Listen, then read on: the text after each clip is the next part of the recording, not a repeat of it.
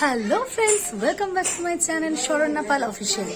আজ আমার বাড়িতে চণ্ডী পুজো, তো তার জন্য একখানা নতুন ব্লগ নিয়ে চলে এসেছি। দেখো কিভাবে পুজো হয়, খুব ছোট ব্লগ করছি এটা, বাট তোমাদের সঙ্গে শেয়ার করি।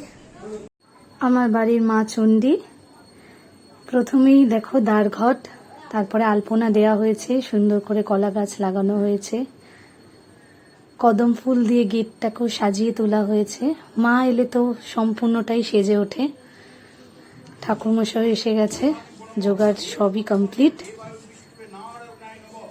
পুজো শুরু হয়ে গেছে।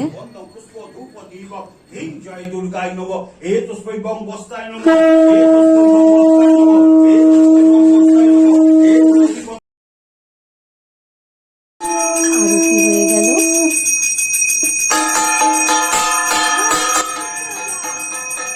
তাপ নিয়ে নিলাম।